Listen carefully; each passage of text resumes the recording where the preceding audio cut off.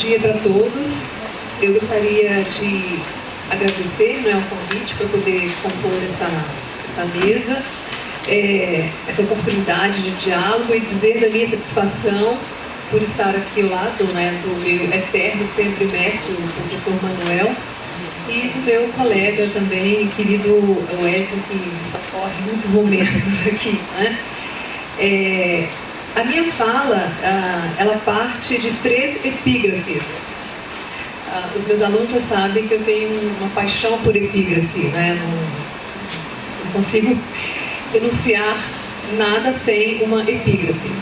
E agora eu fui um pouco modesta e peguei 3. Então, ela vai caminhar nesse sentido.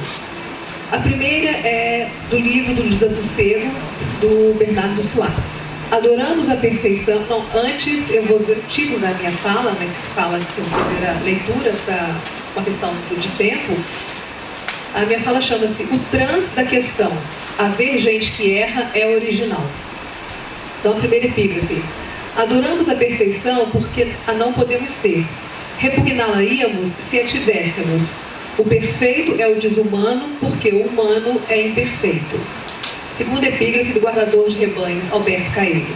Mas graças a Deus que há imperfeição no mundo, porque a imperfeição é uma coisa, e haver gente que erra é original. E haver gente doente torna o mundo engraçado. Se não houvesse imperfeição, havia uma coisa a menos. E a terceira e última epígrafe é do químico Ilia Prigogine. A ciência moderna postula sempre a monótona estupidez do mundo que ela interroga. Bem, quando a Rosana fez o convite e pediu para que eu convidasse o Manuel, nós não tínhamos ainda, não tinha o título, tema, o lema do evento.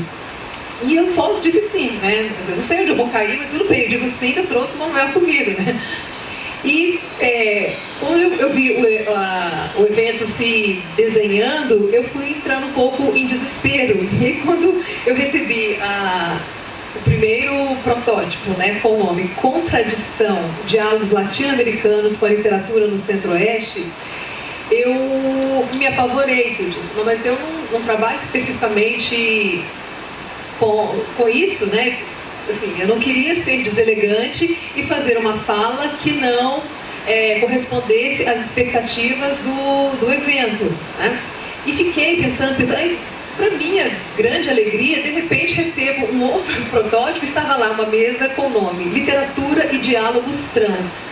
Ok, aí respirei aliviado. Ok, então não haverá problema com relação a isso, Então eu começo a minha fala agora, do texto que eu elaborei, com o trans da questão, haver gente que erra é original.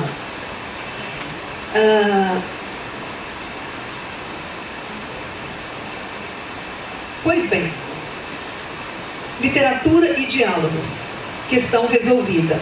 Triste e ledo engano crer que seria mais fácil. Esse prefixo de origem latina abre-se a tantas possibilidades. Fiquei pensando em outras possibilidades de dialogar com esse trans. Se eu tivesse optado, por exemplo, para falar dos transgêneros, seria legítimo, também seria trans. Se eu tivesse optado por ler as canções de Bob Dylan, também seria legítimo, também seria trans. E mesmo acreditando que já se disse muito sobre transdisciplinaridade, se eu tivesse optado por falar, por exemplo, da relação transdisciplinar entre os saberes, também seria legítimo. Se. Pois bem, em meio a tais elucubrações, acabei por trazer 3 temas que não consigo pensá-los de forma dissociada e que têm me perseguido de certa forma nos últimos tempos: corpo, imortalidade e tempo. Diante disso, não foi difícil encontrar a via do diálogo com o transhumanismo. Eis o caminho por onde pretendo, nesta manhã de primavera, fazer a travessia com vocês. Porque, como bem assinala Manuel Antônio de Castro, trans também é travessia. Cito Manuel. O corpo é o mistério do limiar, a borda de todo transbordamento. Daí, o corpo é o vestir do trans, que, ao se dar como trans, permite o aparecimento do corpo como limiar onde convive a borda, a margem e o transbordamento, imbricando-se mutuamente. De modo que o que chamamos de alma é a borda se fazendo alegria, beleza, vida do transbordamento e do trans da travessia. Nela, a diferença e diversidade são um e o mesmo como corpo de verdade e sentido e de fala e voz, escuta e silêncio. Corpo é a visibilidade ressoante do transbordamento e transvessia, do diferir na identidade de vida, morte. Fim de citação.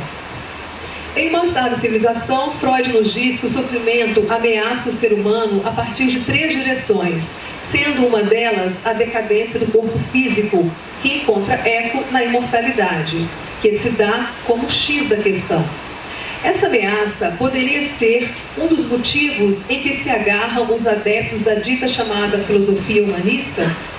Quando se fala em transhumanismo, representado pela letra H mais o sinal mais, algumas palavras são rapidamente suscitadas: inteligência artificial, ciborgue, nanotecnologia e outras do mesmo campo semântico ligadas à chamada tecnologia de ponta.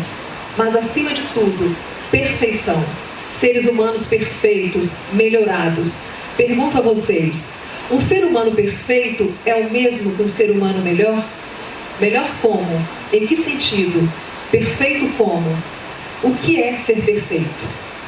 O prolongamento da vida humana, o domínio dos circuitos do cérebro e as técnicas para aperfeiçoamento da espécie humana, conforme argumentam os adeptos do transhumanismo, estão convencidos de que os avanços técnicos científicos vão permitir modificar corpo e mente do homem, deixando em segundo plano a evolução biológica.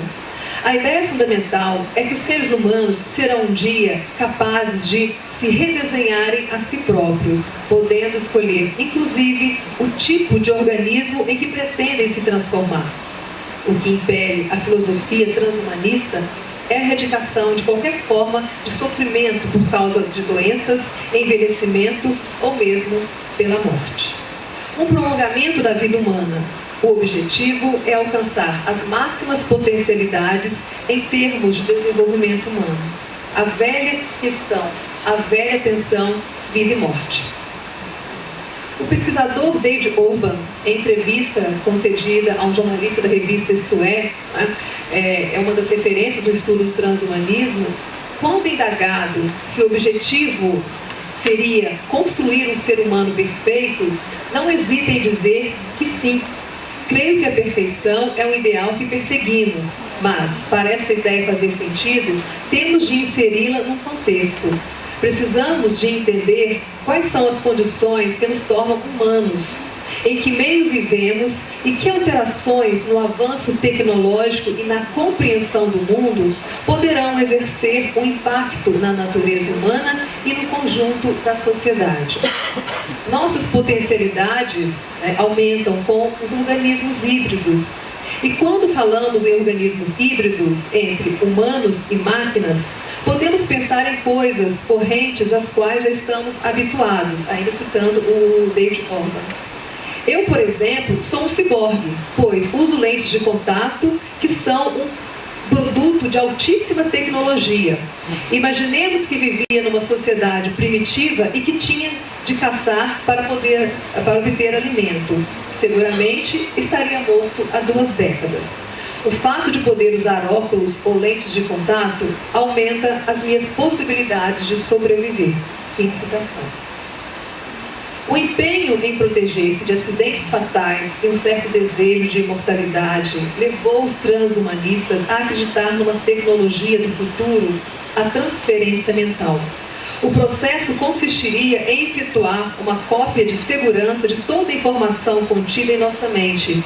Isso permitiria transferi-la para um dispositivo independente do cérebro, como um computador ou outro mecanismo alojado dentro de um robô humanoide. A informação armazenada poderia mesmo voltar a ser implantada em outro encéfalo. A arte parece sempre sair à frente, e o cinema já reproduz isso Por exemplo, com o filme Transcendência, de 2014, em que um cientista, Will Castor, especialista em inteligência artificial, morre assassinado por um grupo extremista anti-tecnologia. Entretanto, decide continuar vivendo com seu cérebro transplantado para uma máquina. Há quem sustente, por exemplo, que os robôs inteligentes, as próteses que fazem homens biônicos, os sistemas de inteligência artificial suscitam uma urgente reconfiguração do que se entende por humano. E alguns, na falta de uma expressão melhor que dê conta de classificar essas possíveis novas constituições, propõem o uso do termo pós-humanismo. Segundo o professor Francisco Rudiger, o movimento transhumanismo eclodiu em meados do final do século XX e está ligado aos sistemas empresariais e tecnológicos que são a base de sustentação da sociedade contemporânea. O transhumanismo seria um dos efeitos da globalização. O desenvolvimento de pesquisas científicas e tecnológicas causa em alguns grupos a crença de que com esse movimento se torne possível a criação de uma nova espécie que possa superar o humano, tanto física como intelectualmente, isto é, o pós-humanismo. Cito o professor Francisco Rudiger. Concordemos ou não com suas ideias, o relevante, no caso, é que existe uma vanguarda disposta a fazer da natureza humana objeto de experimentação. Não perguntei quanto tempo eu tenho. 25, nem sei quanto tempo eu já falei, mas eu acho que eu já... Ok. Lúcia Santaella afirma que o movimento do transhumanismo implica muito mais que mudanças tecnológicas e biológicas nos corpos dos humanos. Na verdade, implica mudanças antropológicas e filosóficas. Assim, a pesquisadora acredita que a expressão transhumanismo ou pós-humanismo poderia indicar algumas coisas, como o fim do movimento conhecido como humanismo, sinalizar que nossa visão do que forma o homem está passando por mudanças e que se refere a uma união intrínseca entre os organismos e a tecnologia, de modo que seria impossível identificar o que seria máquina e o que seria organismo. E aí eu me recordo do filme Ela, né? Não sei se todos aqui já assistiram ao Ela, que o Teodoro, o personagem, se apaixona por um sistema operacional, né? Bom, Heidegger, no ensaio intitulado Serenidade, nos alerta acerca dos perigos de uma ciência e de uma técnica que se fundamentam no esquecimento do ser. O pensador nos convida a refletir sobre a essência da técnica moderna e evidencia a necessidade premente de recuperar aquilo que ele denominou de pensamento reflexivo e ou meditativo.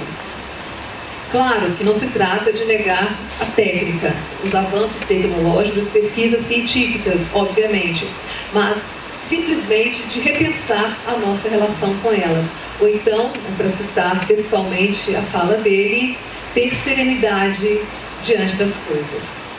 O apelo que Heidegger faz ao longo de todo o seu texto é o de que nos mantenhamos acordados para o pensamento, já que o homem tem de mais próprio é justamente a capacidade de ser um ser pensante.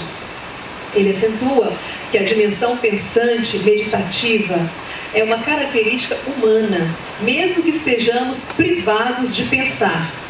Não renunciamos ao poder que temos de fazê-lo, tal como se nos fosse tirado o poder de ouvir. Da mesma forma, se podemos nos tornar pobres em pensamento ou até destituídos dos mesmos, é porque a nossa essência é pensar. Heidegger sublinha que o grande perigo que nos ameaça é, de fato, a total falta de pensamentos, a robotização do homem. Manuel Antônio de Castro, no ensaio A Filosofia e o Pensamento do Corpo, também destaca o pensar como um traço de humanidade do humano. Cito Manuel. No universo de todos os entes da realidade, só o ser humano questiona. É o questionar que propriamente torna humano todo ser humano. E é o questionar que diferencia o ser humano de todos os demais entes, sejam animais, vegetais, minerais. O questionar opera na e como diferença ontológica, e será, portanto, neste horizonte que temos de pensar o tema filosofia e corpo, pois o ser humano é porque tem o seu corpo, e tem seu corpo porque é. Ele é no vigorar do sentido e verdade do ser, e por isso só nos advém como questão. É, uma vez que a essência do ser humano é no agir do questionar. Não somos nós que temos as questões, mas são elas que nos projetam em nosso próprio, em nosso ethos, aquilo que já, desde sempre, somos. Essencialmente, já desde sempre, somos um corpo em questão. Fim de citação. Em Serenidade, Heidegger questiona em que medida a técnica e a ciência podem estar a favor do homem. Cito Heidegger. O problema fundamental da ciência e da técnica atuais se expressa agora. De que maneira poderemos dominar e dirigir as energias atômicas de incrível magnitude, protegendo a humanidade contra o risco de que essas energias, mesmo sem intenções bélicas, se rompam por algum lugar, aniquilando todo mundo? Uma coisa é certa, verifica-se uma profunda transformação na relação humana com a natureza e com o mundo. Porém, que sentido governa essa transformação ainda é algo que permanece na obscuridade, diz Heidegger. Então eu pergunto, como lidar com a tecnologia sem que ela se volte contra o homem? Como fazer uso de todas as potencialidades tecnocientíficas sem que isso represente um risco para a humanidade? Na ficção, os exemplos não são nada animadores, desde o romance de Mary Shelley, Frankenstein, de 1818, ao filme Transcendência, ou Ex Machina, que é mais recente, 2015, em que o programador Caleb é sorteado para passar uma semana com um robô humanoide, Ava, a fim de avaliar suas qualidades humanas e julgar se é possível que as máquinas tenham um comportamento igual ao de um humano. Ava é desafiada com um teste similar ao proposto pelo matemático Alan Turing. Em 2013, aqui em Campo Grande, assisti a uma exposição chamada Human Bodies, que me impactou, e logo explico melhor o porquê disso. Gostaria de tentar entender por que razão mexeu tanto. Afinal, acredito que não faço parte dos que veem o corpo como algo que se resume a matéria e carne. Como o poeta Drummond, também creio em, citando Drummond, uma alma que modula em cada fragmento sua música de esferas e de essências, além da simples carne e simples unhas. Criada em 1995 no Japão, Human Bodies já foi contestada em vários países. Quando revelada ao público, a técnica provoca misto de admiração e revolta. Corpos humanos tratados e preservados por uma técnica chamada plastinação, que consiste em um procedimento capaz de conservar corpos por um período muito maior que as tradicionais técnicas de conservação, dizem os especialistas, facilitando o transporte, estudo e manipulação de tais corpos. Em um dos cartazes de propaganda da referida exposição, havia a seguinte advertência: trata-se de um mergulho tridimensional para dentro desses sistemas, pele e ossos, dos pés à cabeça. Todos com o objetivo de ajudar as pessoas a tomar decisões mais informadas sobre os cuidados com a saúde e o estilo de vida. Fim de citação. Teci algumas conjecturas na tentativa de encontrar uma razão que justificasse meu incômodo diante daquelas figuras. Confesso que, de início, o fato de não haver qualquer referência ao ser, total esquecimento do ser em detrimento do objeto museificado, não me passou incólume. Como diz Cecília, corpo Marte, que és dor, que és transe, que és silêncio, e onde, obediente, vi batendo o coração. Sei que fostes esquecido, e quando um dia te acabares, não é por ti que os olhos chorarão. Fim de citação. A um dos corpos objetos expostos fora feita a referência a espécime. O que é um espécime? Que vida abrigou aqueles 6 corpos? Quem eram eles? Amaram, sofreram, foram felizes, tiveram sonhos, conta no banco, hipoteca para pagar, riram, choraram, leram poesia. Não se sabe nada. São corpos, peças, objetos que poderiam decorar qualquer cenário de filme macabro. Na verdade, algum tempo depois, penso ter conseguido perceber que não eram aqueles corpos plastinados que me incomodavam. Algo ia para além dos tais corpos objetos. O incômodo estava no meu diálogo com aqueles corpos e comigo mesma. Porque me coloquei a pensar que existem inúmeros corpos que circulam pelas cidades, mas que conseguem ser mais objetos que aqueles que estavam em exposição. Corpos vivos, mas que não se doam como vida, porque não se doam como linguagem, porque não se doam como pensamento. Logo, são corpos humanos, humanos sem humanidade. São fantoches, não nas mãos das ciências. Aliás, são fantoches nas mãos das ciências, nas mãos da mídia, do consumo desenfreado, da exposição às redes sociais, de momentos de intimidade e afeto e tantas outras formas de opressão, poder sobre o corpo. Adolescentes que outrora sonhavam com festas de 15 anos, viagem à Disney ou outras coisas do mundo de consumo em torno desse período da vida, agora dispensam tudo isso em nome das cirurgias plásticas e da mutilação consciente. Quebram-se costelas para afinar a cintura, martelam o nariz para ter um igual ao da atriz do seriado Teen. Perfuram o abdômen, cortam aqui, cortam acolá, puxam, esticam, injetam. E nesse olhar para o corpo, apenas como corpo, ainda há a relação muito mal resolvida com a ideia de juventude eterna. Cecília, eu não tinha esse rosto de hoje, assim calmo, assim triste. Enfim, parece a velha disputa entre essência e aparência. Um corpo que vela, um corpo que se desvela. Como diz Drummond, em cada silêncio do corpo, identifica-se a linha do sentido universal, que é a forma breve e transitiva, imprime a solene marca dos deuses e dos sonhos. Fim de citação. Mas ainda pensemos o corpo como cura, que no senso comum liga-se à ausência de dor. Perfeitamente compreensível.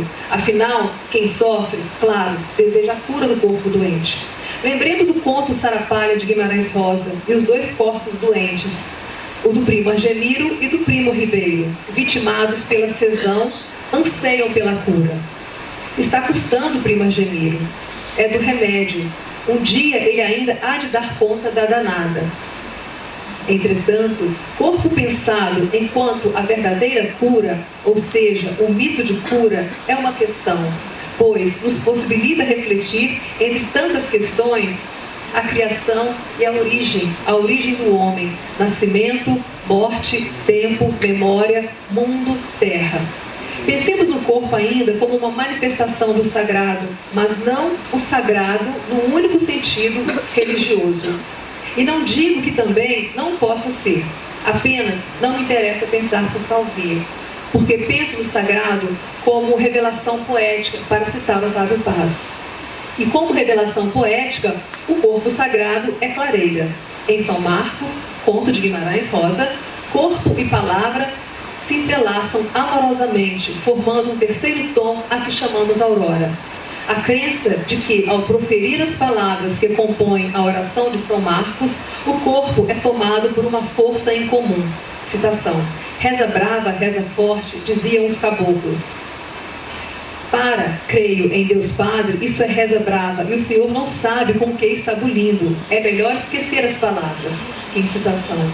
Recordemos o narrador que perde a visão no meio da floresta das três clareiras e ir à casa do feiticeiro e descobrir que ele havia feito um trabalho para torná-lo cego. Corpo como obra de arte, mas não no sentido estético. Corpo como questão. Pensar o corpo como questão é importante, mas em que difere de pensá-lo como matéria e carne? Como questão, talvez possibilite escapar às armadilhas e seduções do mercado consumidor. Como diz Manuel Antônio de Castro, a compreensão do corpo como matéria ou carne é por demais enganadora e insuficiente. Fim de citação. Não se trata de desprezo ao corpo, muito pelo contrário. Como bem dizia Nietzsche, assim falou Zaratustra, tenho uma palavra a dizer aos que desprezam o corpo. Não lhes peço para mudar de opinião nem de doutrina, mas desfazerem-se do seu próprio corpo, o que os tornará mudos. Quero dizer uma coisa aos que desprezam o corpo. Aquilo que desprezam é a substância a que devem respeito. Quando se questiona tecnologia e ou globalização, parece que há um posicionamento contra. Claro que não. Sobretudo no campo da medicina, há progressos imensuráveis, que sem dúvida melhoram a nossa qualidade de vida, a qualidade de vida do homem, mas não do humano. Mas isso não quer dizer que vá garantir a nossa humanidade. A busca pela perfeição é a busca pelo não humano, porque haver gente que erra é legítimo e original. É humano, pois o que existe é homem humano, travessia. Transhumanismo, pós-humanismo são nomes que, de alguma forma, só estão evidenciando o que está posto desde a origem, a finitude. É e será sempre um problema para nós humanos. Mas isso não nos impede de questioná-la, não no sentido de sermos perfeitos, mas no sentido justamente contrário, de reconhecer nossa imperfeição. Porque, se não houvesse imperfeição, com certeza haveria alguma coisa a menos na Terra. Muito obrigada.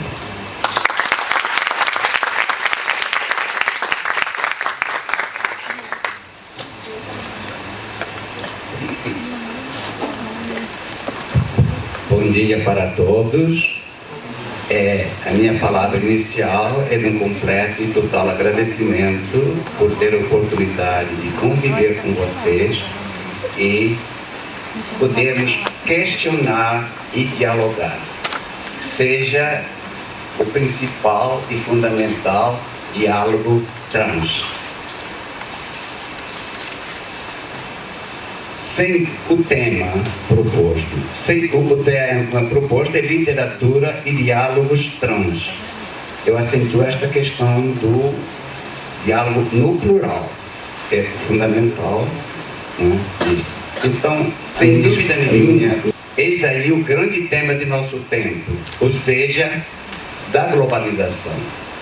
Penso que a questão dos trans e dos diálogos que o vigorar da história exige, diz respeito não apenas à literatura, mas a todas as artes e, portanto, a toda a realidade.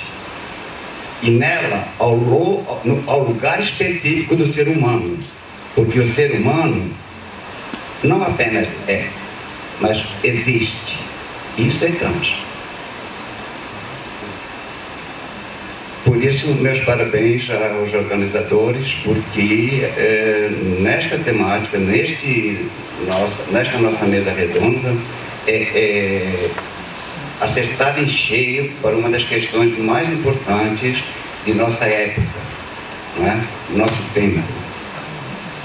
Nosso tempo. Por mais que estudemos a história e suas épocas, em nenhuma as transformações foram tão profundas e rápidas como em nosso atual momento histórico, pois vivemos inegavelmente um tempo acelerado. A globalização das informações através das redes sociais e do consumo descartável. Mas tudo tende a se tornar imagem. E isso é radicalmente novo, inaugural. Hoje tudo está em questão. Nenhum sistema, nenhuma ideologia, por mais tradicional que seja, se sustenta mais como pensamento diretriz. Nosso tempo é de crise e de crítica. Para exemplificar brevemente, eu acho que todas as falas têm caminhado nesse sentido, não é? Nós vimos na mesa redonda anterior que diversas colocações apontam para isto, não é? Eu me esqueci o nome do professor que falou, essa questão da dualidade não se sustenta mais, ela está nos encaminhando para outro modo e necessidade de pensar, não é? Então, brevemente, só para citar, eu trouxe aqui 2 textos publicados recentemente no jornal.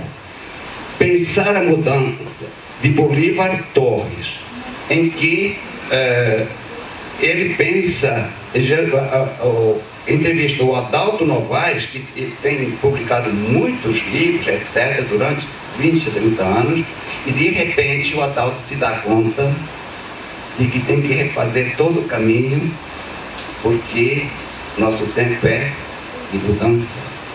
E o título é, ele diz, Pensar a Mudança. Mudar para onde? Qual o caminho? Tem que ser pensado. E o outro, mais recente agora, do diretor cinema José Padilha, Ceticismo, onde ele passa uma tábua, uma borracha e coloca tudo em questão. Não afirma nada. Ele se propõe a questionar. E essa é a perplexidade de hoje.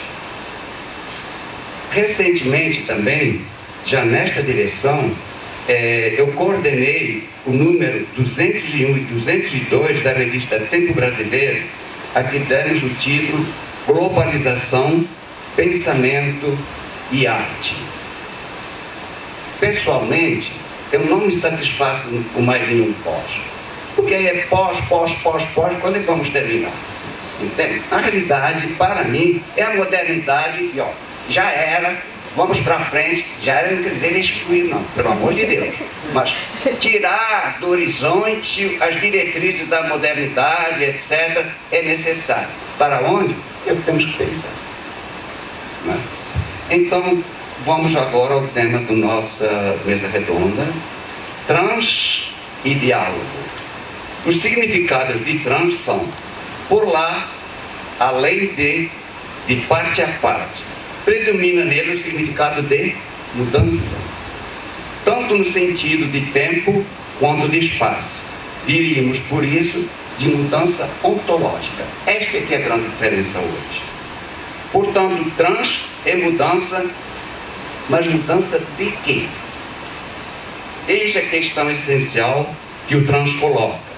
De qualquer modo, ela não pode ser separada da outra palavra da mesa redonda, diálogo. Nesta palavra de origem grega, vamos ter o prefixo dia e o radical logo, diálogo. Em grego, dia significa através de, além de parte a parte, entre. O diálogo deu origem à dialética. Os dois prefixos e pré-verbais têm, assim, um sintoma e uma sintonia essencial. Porém, em diálogo, o radical logo, diálogo, é decisivo. Forma-se do substantivo grego logos. Eis uma palavra enigmática e radicalmente trans. Sem o logos, é impossível pensar o trans.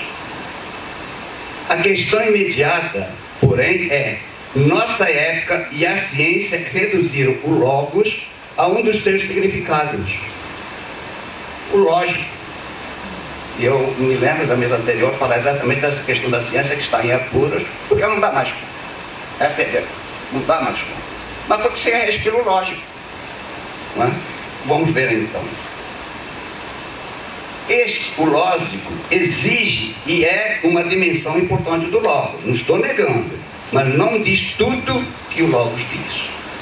A vida, o tempo, o ser, o pensar, o sagrado, o mundo, a verdade, o humano, o social, a arte, o imaginário, o sonho, o ético, o poético, a paixão, o desejo, a loucura, o erótico, são mais do que lógico. Em vista disso, a necessidade de uma dialética ontológica e não apenas epistemológica e materialista, campo do lógico do científico. Quanto ao materialismo e a dialética, etc., basta ver o filme O Ponto de Mutação, e com a física quântica, que é matéria, que é um dogma, etc., cai por terra. Perante a física quântica, você não sabe o que é matéria. Então, muitos dogmas da modernidade têm que ir por terra. Coordenei 2 números da revista Tempo Brasileiro, Dialética em Questão 1, o 192, 2013, e Dialética em Questão 2, o número 194, 2013, onde se pensa e questiona a dialética como estávamos fazendo agora com o trans. As diferentes palavras trans. Eis as mais importantes. Posso ter esquecido alguma, tá? Certo.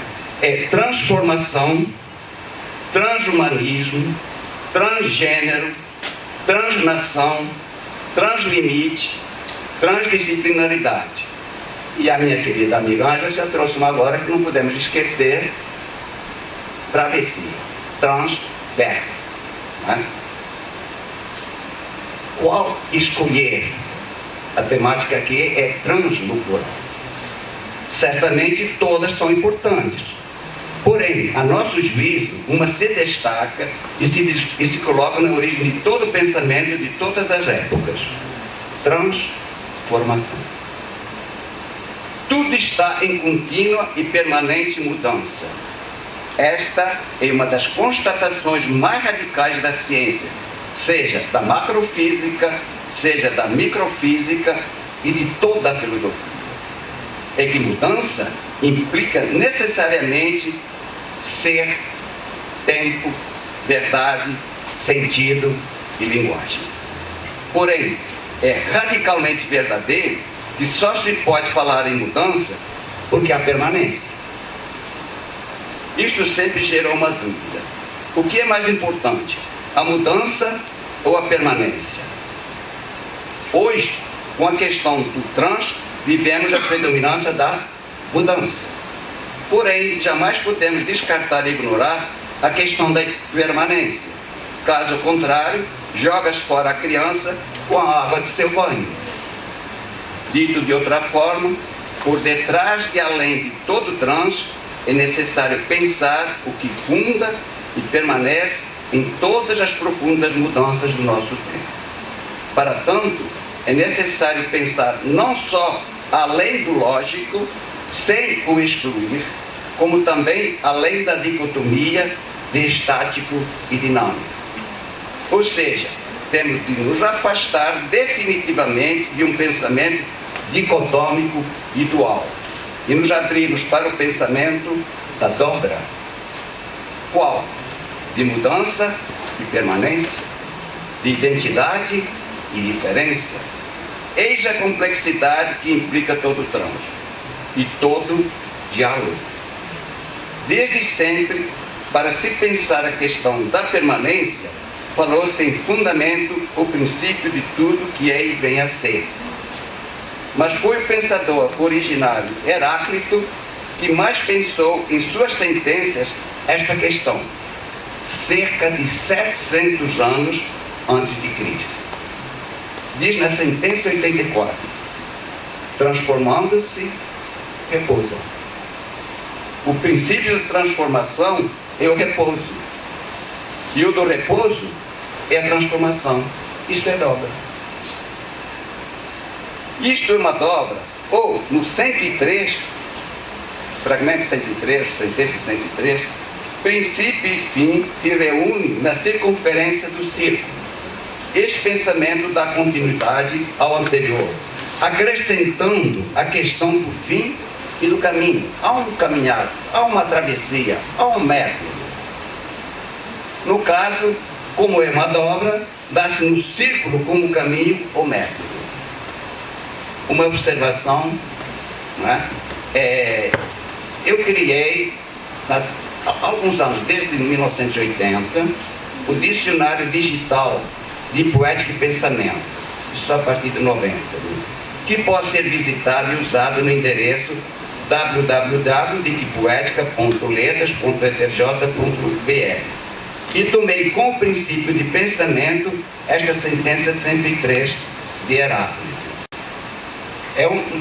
É um dicionário que procura se inserir exatamente nesta dobra, neste pensamento de estar aberto e de sair das certezas, dos sistemas, porque em nenhum verbete é dada uma opinião que é certa. Também não há que está errada. Aí como é que você diz assim, então, já de dicionário é esse? Há ideias limitadas. O leitor Por exemplo, para a linguagem tem cerca de 30 entradas, 30 citações. O leitor vai ler 1, 2, 3, 4. Qual é que é certo? Não sei. Qual é que é errado? Não sei. O leitor tem que decidir. Ele tem que sair pensando. Né? Além disso, é uma fonte muito preciosa para a bibliografia. Às vezes você está com um tema e não sabe onde vai tratar aquilo. Você vai lá, você vai ter diversas citações e aí você pode desdobrar. Não é? Bem, então aqui uma propagandazinha. Mas é gratuito. Daí você pode estar acessando. Né? Portanto, voltemos. Notemos bem que no começo já está o fim. E no fim, o começo. Ou seja, uma obra de vigência do que pode ser chamado de princípio. Em grego, arché. Por isso, no próprio grego, essa palavra já implica o telos. Tem que estar sempre adiante, senão ali não tem. Não é? Diga-se logo que as duas palavras são complexas e difíceis de traduzir. Toda a história do Ocidente gira em torno destas três palavras: arché, telos e logos. Do logos, no livro Convite ao Pensar, eu fiz o levantamento de quais traduções foram feitas do logos. 11 traduções. A que domina hoje, mas está em vista de transformação, daí estamos pensando o trans, é o logos como razão. A razão é o fundamento da modernidade, do homem, etc. Isso está em crise, não tem dúvida nenhuma. Não é? Agora, tem as outras 10 traduções e nada implica que não venham novas. Não é? O primeiro significado de telos é fim. Porém, o que compreender por fim? Término, finalidade, objetivo, funcionalidade, limite. Certamente a dobra de arché e telos somente se articulam num contínuo e ininterrupto translimite. Portanto, todo translimite implica já um princípio, ou seja, arché e telos, em novo e contínuo limite e não limite. É impossível pensar o trans sem se articular nesse pensamento. Não é? Senão apenas se muda a posição dos sistemas, muda daqui para lá, de lá para cá. Não é? Não adianta, tem que ir adiante. Não é? Eis o desafio de todo trans e de todo diálogo. Pensar esta dobra, esta articulação contínua. Neste horizonte, o que se chama dogmaticamente em gramática, que o ser na oração é mero verbo de ligação, para mim, bastante radical, é uma insanidade. Sabemos que ser é o verbo de todos os verbos, pois é o próprio vigorado agir. Sem ser, não há transformação, mudança. Mas, como originário de todas elas, é também permanência. Espero que, no vendaval das transformações de nosso tempo, esse ponto tão importante da gramática seja revisto. Porque ser, quem você não é? O que não é? E vocês são mero verbo de ligação? Alguém se posiciona e julga e vive como verbo de ligação? Aquilo não tem importância nenhuma, não é isso não. Quem não é, o que não é. Se faz presente em tudo e sobretudo não há trans sem ser.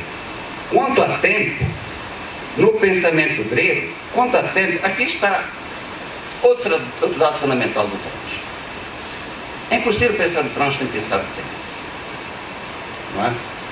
No pensamento grego, havia 4 palavras para pensar o tempo. 4. Cronos, o tempo enumerável, de onde vem a cronologia e em história, a historiografia. Em si, é o tempo que transcorre. É o tempo que pode ser calculado. Daí se fundar toda a modernidade em cronos e enquanto aquilo que é o passível de cálculo. Acontecem as outras 3 palavras que os gregos já tinham aprendido em relação ao tempo. Aion, O tempo que perdura é o princípio, a origem originária de tudo o que acontece na realidade, sem início, sem fim. É a permanência na mudança. Isto também é tempo. É aino, diziam os gregos. Terceiro, kairos, o tempo do amadurecimento e eclosão de tudo. Dou como exemplo no Ocidente a vinda do Messias, esperado pelo povo judaico, e que é o fundamento do cristianismo e de todo o Ocidente cristão que nele se funda. Na vida de cada mulher é quando engravida e dá à luz. Esse momento é sempre um kairos. É um tempo especial de transformação, completude e iluminação do acontecer do próprio e no próprio. Nenhum parto é igual para todas as mulheres. Todas as mulheres experienciam de uma maneira diferente. Então, o kairos é sempre originário e original. É um próprio. Acontece daquela maneira e sempre de maneira diferente em qualquer outro. Não é? Outra coisa que não se tem pensado é a questão do próprio. Mas é impressionante que os gregos já pensaram nisso através da moira. Cada um é um próprio, porque cada um recebe uma moira. E não há moiras iguais para duas pessoas. O engraçado é o seguinte, que hoje a genética já afirma isso. Não é? E não é só o ser humano. Qualquer árvore, qualquer animal, não é igual aos outros. Todos eles têm um próprio. Não é? Eu dou um exemplo bastante evidente. Aquelas pessoas que têm gatos e gostam de gatos, não é? Tem 3, 4. Se eu perguntar, são todos iguais? Duvido. Só não. Agem de maneiras diferentes, reagem de maneiras diferentes, etc. Entende? Então, a ciência classificando tudo em classes, etc., liquidou com esta diferenciação. Tomara que o trans recupere tudo isso. Na questão da arte, o kairos é quando o artista ou poeta se vê tomado pela criação da obra. Normalmente, por causa da modernidade, é a inspiração. Mas a inspiração do autor. Vocês já notaram que ao falar de obra, a gente tem muito mais a falar do autor do que da obra? O autor, gente, na maioria das vezes, já morreu, foi enterrado. E você vai lá perguntar ao autor, o que você estava querendo dizer? Você pergunta a quem? A obra. Quem opera é a obra. Isso é que é importante, então, é que se perceba. E, finalmente, a quarta palavra dos gregos para tempo. Horai. As horas. As estações ou fases da vida. Como? Criança, jovem, adulto e idoso. Isso tudo é trans. Não há trans sem horai. Não é? Porém, nada disto que estamos pensando poderia acontecer para o grego sem uma outra palavra sinônimo de ser. Physis. A tradução banalizada e pobre, paupérrima, é natureza. Mais esconde do que diz. E nesta banalização, ela pode ser oposta à cultura. E aí, faz a festa de quem gosta de dicotomias, não é? Para o pensamento grego, a physis inclui tudo e não exclui nada. Mitos, história, culturas, técnica, entes, seres humanos, obras de arte, ciência, tudo é physis. É no horizonte da physis que é necessário pensar a transdisciplinaridade. Uma outra tradução para physis é realidade, referindo-se a tudo e a todos, ou seja, ao universo. No entanto, o que diz esta palavra é o que estamos aqui desenvolvendo como transformação. O universo é formado da palavra latina uni, uno, unidade, ou seja, do ser enquanto unidade, sentido e verdade de tudo, e verso, do verbo latino vertere, cujo particípio passado é versum, significa verter, realizar, dar forma, versões ou mudanças, realizações. Por isso é que de universo se formou o universal, aplicado à questão da verdade. Toda verdade tem que ter um valor universal como unidade ou identidade das diferenças, das versões, como identidade lógica.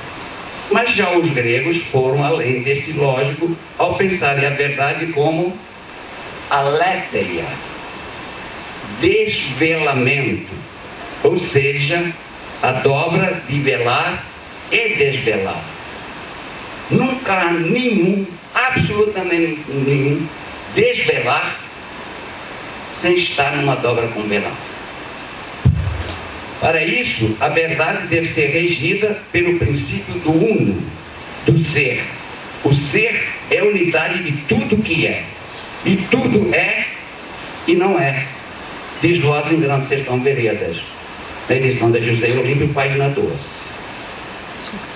Porque o ser é ser do vir a ser, ou transformar e permanecer.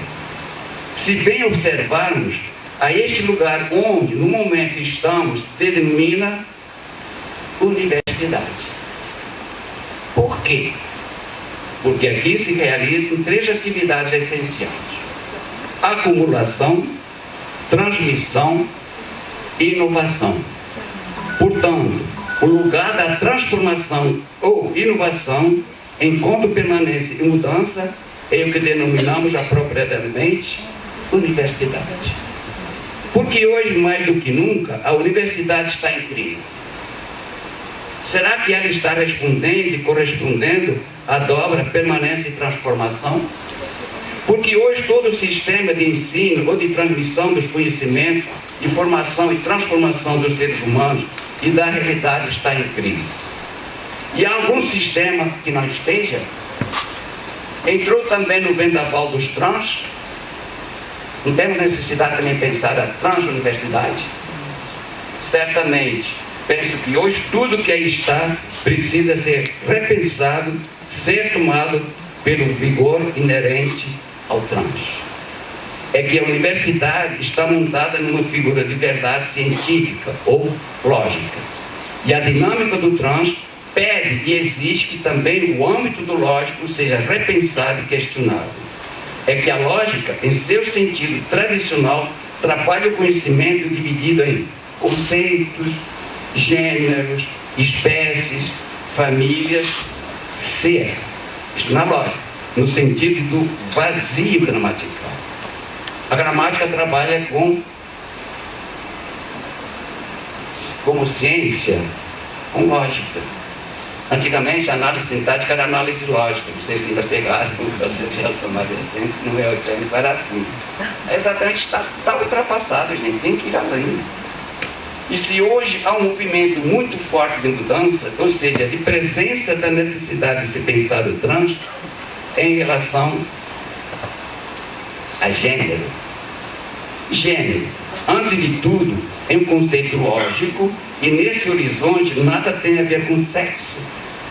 A partir da poética de Aristóteles, foi sobretudo aplicado às artes. Gênero no sentido sexual se liga à palavra grega genos, origem, fertilidade, tronco, família, etnia, tribo. Dela se formou a genética.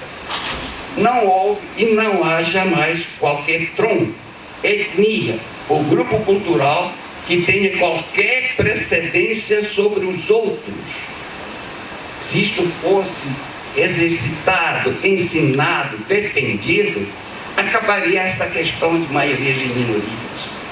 Tanta violência, tanta discriminação, que se esqueceu exatamente o gênero.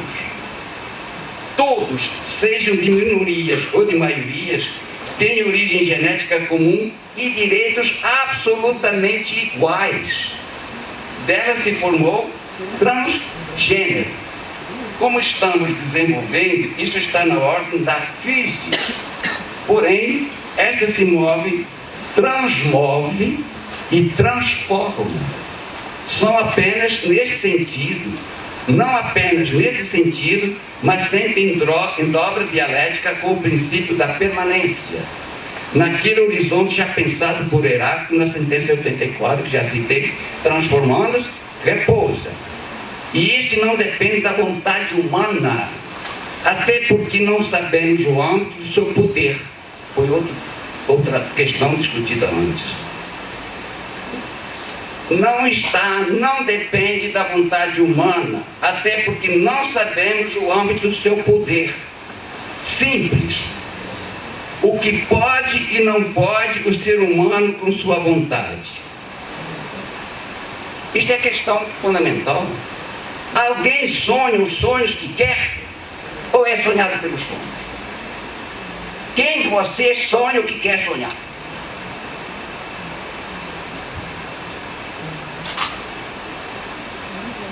Alguém nasce quando quer e onde quer?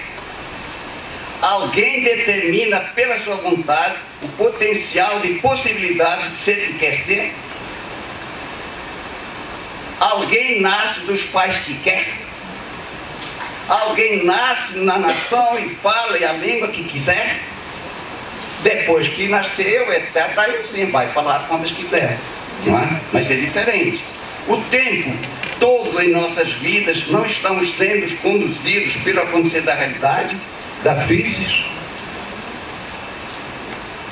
É que os sistemas já bailaram, já eram, água abaixo. Alguém, enfim, se dá o ser que quer? Não vivemos na frustração cotidiana de ideais que projetamos e não podemos realizar? Sim, hoje o sistema de produção nos dá a sensação de que podemos escolher muito e realizar muito. Basta consumir os produtos ofertados. Manipulação da nossa vontade através de escolhas prévias pelos sistemas. E diga-se logo, todas as grandes redes sociais de comunicação são instrumentos a serviço do consumo. É bom que vocês divulguem bastante, que quando você coloca uma foto sua, uma família sua, um jovenzinho seu, um filho, etc., aquilo está sendo captado pelo sistema, aquela rede, para traçar um perfil de você e oferece esses perfis às grandes empresas capitalistas para irem com o produto certo naquela faixa, aquelas pessoas. As redes sociais são instrumentos de manipulação, gente. É importante que vocês saibam isso. Não é? E evidentemente é uma manipulação para promover o trânsito, a permanência, o próprio. Não estão nem aí. Estão nem aí, querem fazer de vocês consumidores. Aí você sai com o cabelo todo diferente, etc. E você, estou acabando, estou abafando, etc. Quando você vai para a rua, tem 10, 20, 30, 40. Você assim, acabou. Entende? Não é? E para terminar, não poderia deixar de apontar uma questão que perpassa todas as transformações globalmente. Qual é o rincão da Terra que não tem um celular para acessar o que quiser? Através dos diversos programas, etc., se acessa tudo, em qualquer lugar. É claro que há rincões que ainda não penetrou, mas o projeto dessas grandes empresas capitalistas é acessar, é chegar a todos os lugares. Todos. Não é? Então, perpassa todas as transformações globalmente. A das inovações técnicas.